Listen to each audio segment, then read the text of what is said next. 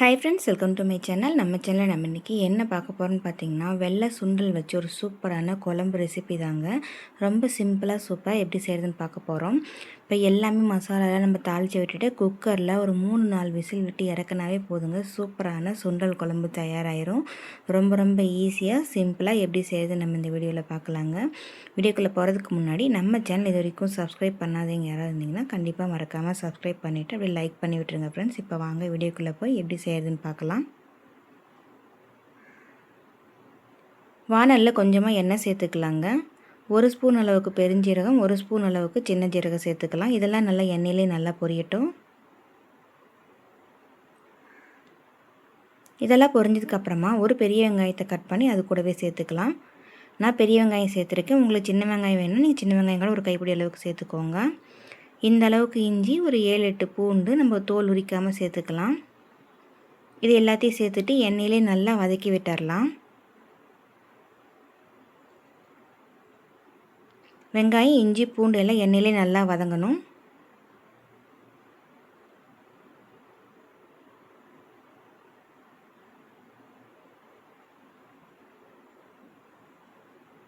Medium ஃப்ளேம்லேயே வச்சு நல்லா வறுத்துக்கோங்க. ஹை ஃப்ளேமில் வச்சிட வேண்டாம். ஹை ஃப்ளேமில் வச்சிங்கன்னா நம்ம போட்டிருக்க ஜீரகமெல்லாம் கருகி போயிடும்.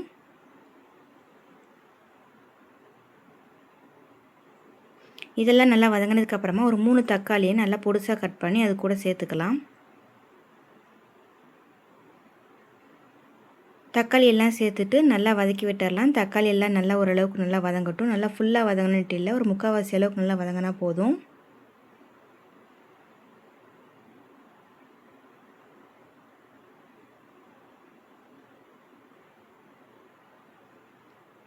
இப்போ குழம்புக்கு தேவையான அளவுக்கு உப்பு சேர்த்துக்கலாம்.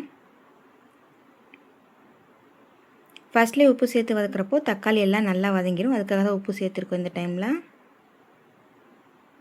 உப்பெல்லாம் சேர்த்துட்டு நல்லா இந்த மாதிரி கலந்து விட்டுடலாம். உப்பு சேர்த்து வதக்கிறப்போ சட்டுன்னு நமக்கு தக்காளி எல்லாம் வதங்கி வரும். பாருங்கள், தக்காளி எல்லாம் நல்லா 3/4 பதத்துக்கு நல்லா வதங்கி வந்துருச்சு. இந்த ஸ்டேஜில் நம்ம ஸ்டவ் ஆஃப் பண்ணிடலாம். இப்போ இது கூட 2 ஸ்பூன் அளவுக்கு தனியாத்தூள், 1 ஸ்பூன் அளவுக்கு குழம்பு மிளகாத்தூள், காரத்துக்கு ஏற்ப மிளகாத்தூள் 1 ஸ்பூன் அளவுக்கு சேர்த்துருக்கேன். தேவையான அளவுக்கு ஒரு 1/4 ஸ்பூன் அளவுக்கு மஞ்சள் தூள், இது எல்லாத்தையும் நம்ம சேர்த்துட்டு ஒரு கைப்பிடி அளவுக்கு தேங்காய் சேர்த்துக்கலாம். இதெல்லாம் நல்லா சூடு ஆறட்டும்.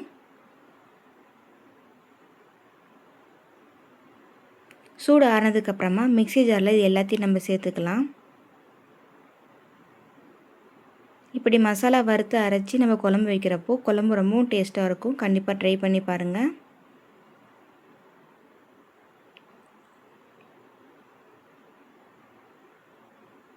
இந்த மசாலா எல்லாத்தையும் நம்ம மிக்ஸி ஜாரில் சேர்த்துட்டோம். நல்லா அரைச்சி நைஸாக எடுத்துகிட்டு வந்துடலாம். இப்போ குழம்பு தாளிக்கிறதுக்கு குக்கரில் தேவையான அளவுக்கு எண்ணெய் விட்டுக்கலாம். கரம் மசாலா இருக்குது இல்லைங்களா, அது எல்லாத்தையும் நம்ம இது கூட சேர்த்துக்கலாம். ஒரு கைப்பிடி அளவுக்கு புதினா தழை சேர்த்துக்கலாம். வெள்ளை சுண்டல் நைட்டே நான் ஊற வச்சு எடுத்து வச்சுருக்கேங்க. நல்லா அலசிட்டு நம்ம இது கூட தண்ணியெல்லாம் வடிகட்டிட்டு இந்த குக்கரில் சேர்த்துட்டு நல்லா எண்ணெயிலே ஒரு தடவை நல்லா இந்த மாதிரி கலந்து விட்டுடலாம்.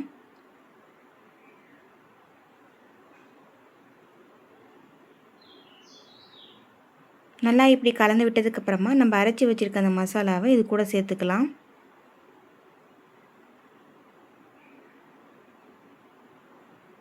மசாலாவை சேர்த்துட்டு தேவையான அளவுக்கு தண்ணி சேர்த்துக்கலாம். உங்களுக்கு குழம்பு எந்த அளவுக்கு நல்லா கெட்டியாக வேணுமோ அந்த அளவுக்கு தகுந்த மாதிரி நீங்கள் தண்ணி சேர்த்துக்கோங்க.